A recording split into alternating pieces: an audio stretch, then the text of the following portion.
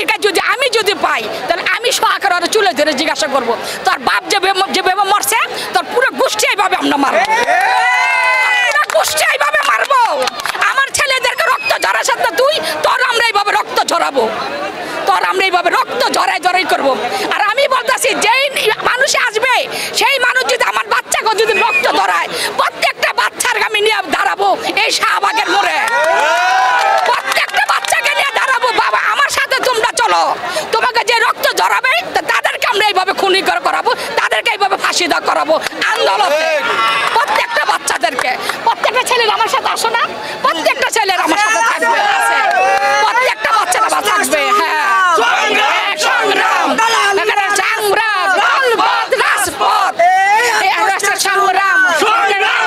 শুনেন আমরা তো এই দেশের স্বৈরাচারকে খেদাইছি, স্বৈরাচারে খেদা পর আমাদের ছেলেরা কি আনন্দ তোর আছে, ওরা বলতেছে তুমি কে আমি কে, রাজাকার রাজাকার, শেখ হাসিনা পালাইছত মোদির বউ পালাইছত, এটা বলতেছে।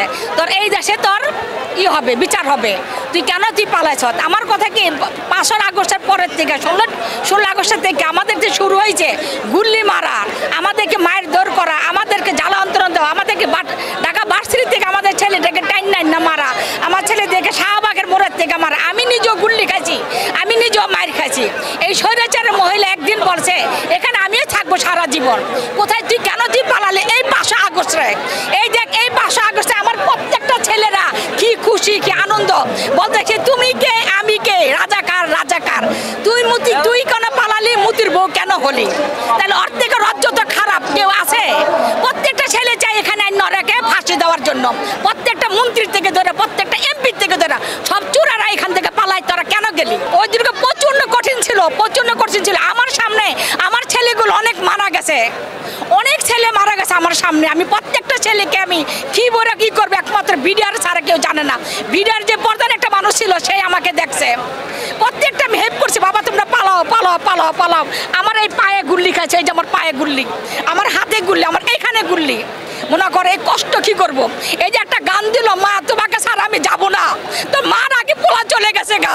এই বিচার কবে হবে সেটা আপনারা সাংবাদিকরা এই বিচার করবেন। আমাদের তো ইন্নু সাহেব তো কিছুই করতে পারতেছে না, জানি না তারেক জিয়া এসে কি করবে। তারেক জিয়া এসে আওয়ামী লীগের সাথে মিলবে না আমাদের সাথে মিলবে না জামাত ইসলামের সাথে মিলবে। এই প্রত্যেকটা ছেলেরা বলো, ওরা প্রত্যেকটা ছেলেরা গেছে, ওরা গেছে দেখে আজকে আমরা স্বৈরাচারের মাগিকে, ওই হারাম জাতিকে, ওই চুট্টিকে আমরা খাদাইতে পারছি। বুঝতে পারছেন? এই চুট্টি যদি না যেত তাহলে আমরা এরকম হাওয়া আমরা করতে পারতাম না, আমাদের দেশ আরো শেষ করে দিয়ে যেত। আর কত মানুষকে যেন আয়না ঘরে ঢুকাইতো, আমারই আয়না ঘরে ঢুকাইতো, কত মানুষ আয়না ঘরে ঢুকাইতো। আপনারা সাংবাদিকরা আপনারা ভালোভাবে প্রচার করবেন, ভালোভাবে আপনারা বিচার করবেন, আপনাদের কাছে আমাদের বিচার চাই। আপনারা কোনো নয় ছয় করবেন না, পাতালি লেবুর মতন আপনারা চিপবেন না। বুঝতে পারছেন? আমি চাই তারা গিয়েও এরকম আমাদের মতো কঠিন হোক, নাহলে একদিন সবার এরকম করে আমরা খাদা দেবো বাংলাদেশের থেকে। যে এরকম স্বৈরাচারী করবে তাকে আমরা এইভাবে খাদা দেবো এই শাহবাগের মোড়ের মধ্যে। আর এই শাহবাগের মোড়ে আমরা হাসিনার বিচার, ওবাদের কাদের বিচার, নানকের বিচার, যা যা আছে সবার বিচার আমরা শাহবাগের মোড়ে করব। আবার সে 5 আগস্টের মধ্যে আমরা এইভাবে ওকে ধরবো, আমরা কেউকে আমরা ছাড়বো না বাবা, কেউকে ছাড়বো না। কারণ আমি মার খাইছি, আমি দেখছি যদি আমাকে যদি চেহারা দেখতে থাকে বিডিআরের যে অফিসার, সেই বুঝতে পারবো আমি কি করছি আমার ছেলেদের জন্য, আমি কি করছি। আরো ছেলেরা বসতে পারবে আমি কি করছি। আমি চাই আমার ছেলেদেরকে ভালো ন্যায্য বিচার হবে, আমার ছেলেরা বাংলাদেশে থাকবে। এই প্রত্যেকটা ছেলে রক্ত দেওয়ার, প্রত্যেকটা ছেলে যখন আইছে প্রত্যেকটা ছেলে সলু দিতেছে তুমি কে আমি কে, রাজাকার রাজাকার, তুই কেন পালালি হাসিনা মুতির সাথে কেন বিয়ে বলি, কেন তুই ইয়ে গেলি, মনে কর কি কারণে বলছে ওকে, আর খারাপের জন্য বলছে। উই মনে করছে ভালো ছিল না, ওই ভালো ছিল আয়না ঘরে মানুষকে নিয়ে খুন করেছে, উই টাকা পয়সা খাইছে, ওই কেউর দিকে তাকায় না। আমার ছেলেরা চাইতেছে আগে হলো বিচার, তারপর হলো নির্বাচন, তারপর হলো আপনার ইলেকশন হবে, নাহলে আমার ছেলেরা রাজি হবে না এই দেশের মাটিতে।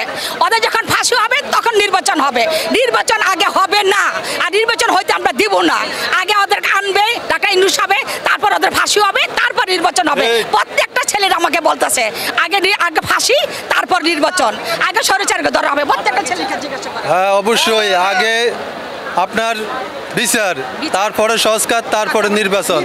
কারণ এতটা মানুষ খুন হয়েছে, এতটা মানুষ জীবন দিয়েছে, এতটা মানুষ আহত হয়েছে, তাদের আগে সুচিকিৎসা করতে হবে, যারা মারা গেছে তাদের ফ্যামিলির দায়িত্ব নিতে হবে এবং বিচার করতে হবে। কারণ বিচার ছাড়া নইলে কিন্তু স্বৈরাচারে আবার নতুন করে আসবে, আয়সা কিন্তু আবার নতুন করে এ দেশটারে ধ্বংস করে দেবে। কারণ আপনি একটা জিনিস খেয়াল করবেন, বাইরের রাষ্ট্রে বিশেষ করে আপনার শ্রীলঙ্কা অনেক দিন আগে দেউলি হয়ে গেছে, কিন্তু তারা আজ ঠিকই সবল হয়ে গেছে, তারাও উন্নত হয়ে গেছে। তারা সবাই একতা হওয়ার কারণে কিন্তু এটা করা সম্ভব হয়েছে। তাই আমি সবার উদ্দেশ্যে বলতে চাই, এ দেশটা আমার না একার, এ দেশটার প্রায় 20 কোটি লোকের সবার এ দেশটার মানুষের সবার অধিকার আছে। ভালো মন্দ সব কিছু বিচার করা দরকার এবং এই দেশের যারা অপরাধ করবে তাদের সঠিক বিচার করা দরকার। যদি এই খুন খারাপি আমরা জুলাইয়ের যে আকাঙ্ক্ষা, আমরা যে আকাঙ্ক্ষা নিয়ে রাজপথে নেমেছিলাম, এই যে আমাদের মা, আমাদের বোনেরা আমাদের পাশে যেভাবে সে দাঁড়িয়েছিল, একজন সাহসী মা, উনি আমাদেরকে সাহস জুগিয়েছে। আমরা বিচার, সংস্কার, তারপর নির্বাচন চাই। নির্বাচন ছাড়া একটি রাষ্ট্র চলতে পারে না, আমরা মানি, কিন্তু নির্বাচনের একটা বন্দোবস্ত তৈরি হতে হবে এই দেশে, তারপরে আমরা নির্বাচন চাই। নির্বাচন আমরা এখন চাই না, নির্বাচনের জন্য আমরা রাজপথে রক্ত দেই নাই। এই যে এই মা তার ছেলেকে রাজপথে বিলিয়ে দেয় নাই, তার ছেলে রক্ত রাজপথে বিলিয়ে দেয় নাই নির্বাচনের জন্য। আমরা এখন নির্বাচন চাই না। যারা সকাল দুপুর রাত্রিবেলায় খাওয়া দাওয়া বাদ দিয়ে নির্বাচন করেন, আপনাদেরকে হুঁশিয়ারি করে দেই, আপনারা যদি নির্বাচনে সরকার হয়ে আবার স্বৈরাচার হওয়ার চেষ্টা করেন, আপনাদেরকে আমরা ছাত্র জনতা প্রতিহত করব। এই মাটিতে হবে, এই দলের হবে। আমার লাস্ট একটা কথাই, খুনি হাসিনাকে দেশে আনতে হবে, দেশে এনে ফাঁসি দিতে হবে। লাস্ট একটা কথাই, তারপরে নির্বাচন হবে, তারপরে নির্বাচন। তারপরে নির্বাচন হবে, এর আগে নির্বাচন হবে না। শেষ।